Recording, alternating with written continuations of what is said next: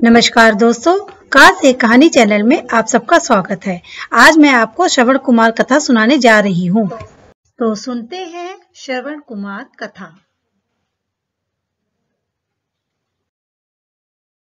पौराणिक युग में शांतनु नामक एक सिद्ध साधु थे। इनकी पत्नी भी एक सिद्ध धर्मपरायण नारी थी। कहानी उस समय की है जब शांतनु और उनकी पत्नी बहुत वृद्ध हो चुके थे और उनकी आंखों की रोशनी भी चली गई थी। इन दोनों का एक पुत्र था जिसका नाम था श्रवण कुमार। श्रवण कुमार बहुत ही सरल स्वभाव का पुत्र था। माता पिता के लिए उसके मन में बहुत प्रेम एवं श्रद्धा थी।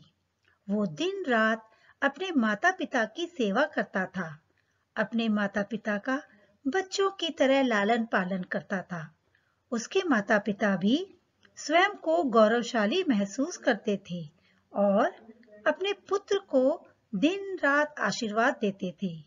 कई बार दोनों एक दूसरे से कहते कि हम कितने धन्य हैं कि हमें श्रवण जैसा मातृभक्त पुत्र मिला, जिसने स्वयं के बारे में ना सोचकर अपना पूरा जीवन वृद्ध नेत्रहीन माता पिता की सेवा में लगा दिया।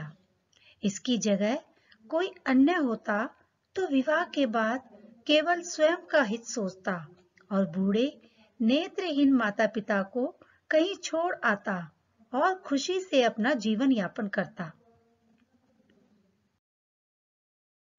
जब ये बात श्रवण ने सुनी तो उसने माता पिता से कहा कि मैं कुछ भी भिन्न नहीं कर रहा हूँ। यह मेरा कर्तव्य है। जब मैं छोटा था तब आपने मुझे इससे भी ज्यादा अच्छा जीवन दिया और अब मुझे यह सौभाग्य प्राप्त हुआ है कि मैं आपकी सेवा करूं। आप दोनों जो भी इच्छा रखते हैं मुझसे कहें, मैं उन्हें अवश्य पूरा करूंगा।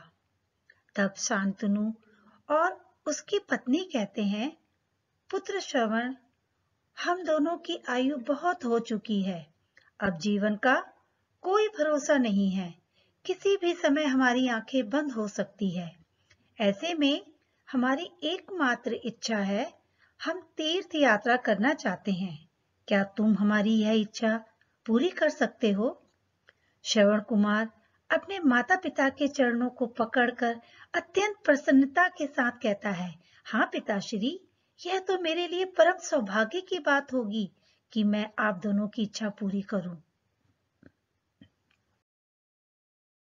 श्रवण अपने माता पिता को तीर्थ करवाने हेतु एक कावड़ तैयार करता है, जिसमें एक तरफ शांतनु एवं दूसरी तरफ उनकी पत्नी बैठती है और कावड़ के डंडे को अपने कंधे पर लादकर यात्रा शुरू करता है। उसके हृदय में माता पिता के प्रति इतना स्नेह है कि उसे उस कावड़ का लेश मात्र भी भार नहीं लगता। अपने पुत्र के इस कार्य से माता पिता का मन प्रसन्नता से भर उठता है और वे पूरे रास्ते अपने पुत्र श्रवण को आशीर्वाद देते चलते हैं। तीर्थ यात्रा करते समय जब वे तीनों अयोध्या नगरी पहुंचते हैं, तब माता पिता श्रवण से कहते हैं कि उन्हें प्यास लगी है। श्रवण कावड़ को जंगल में रखकर हाथ में पत्तों का पात्र बनाकर सरयू नदी से जल लेने जाता है।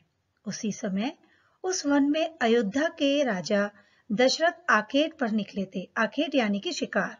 और उस घने वन में वह हिरण को शिकार बनाने के लिए उसके पीछा कर रहे थे। तब ही उन्हें घने जंगल में झाड़ियों के पार सरयू नदी से पानी के हलचल की आवाज आती है। उस हलचल को हिरण के पानी पीने की आवाज समझकर महाराज दशरथ शिकार के उद्देश्य से तीर चला देते हैं और उस तीर से श्रवण कुमार के हृदय को आघात पहुंचता है, जिससे उसके मुंह से पीड़ा भरी आवाज निकलती है, जिसे सुनकर दशरथ स्तब्ध रह जाते हैं और उन्हें अनहोनी का एहसास होता है और वे भागकर सरयू नदी के तट पर पहुंचते हैं, जहां वे अपने तीर को श्रवण के हृदय में लगा देख भयभीत हो जाते हैं और उन्हें अपनी भूल का एहसास होता है। दशरथ श्रवण कुमार के समीप जाकर उससे क्षमा मांगते हैं। तब अंतिम सांस लेता श्रवण कुमार महाराज दशरथ को अपने वृद्ध नेत्रहीन माता पिता के बारे में बताता है और कहता है कि वे प्यासे हैं, उन्हें जाकर पानी पिला दो और उसके बाद उन्हें मेरे बारे में कहना। और इतना कहकर श्रवण कुमार मृत्यु को प्राप्त हो जाता है। भारी हृदय के साथ महाराज दशरथ श्रवण के माता पिता के पास पहुंचते हैं और उन्हें पानी पिलाते हैं। माता पिता आश्चर्य से पूछते हैं, उनका पुत्र कहाँ है? वे भले ही नेत्रहीन हो, पर वे दोनों अपने पुत्र को आहट से ही समझ लेते थे। माता पिता के प्रश्नों को सुन महाराज दशरथ उनके चरणों में गिर जाते हैं और बीती घटना को विस्तार से कहते हैं। पुत्र की मृत्यु की खबर सुनकर माता पिता रोने लगते हैं और दशरथ से उन्हें अपने पुत्र के पास ले जाने को कहते हैं। महाराज दशरथ कावड़ उठाकर दोनों माता पिता को श्रवण के शरीर के पास ले जाते हैं। माता पिता बहुत जोर जोर से विलाप करने लगते हैं। उनके विलाप को देख महाराज दशरथ को अत्यंत ग्लानि का आभास होता है और वे अपनी करनी की क्षमा याचना करते हैं।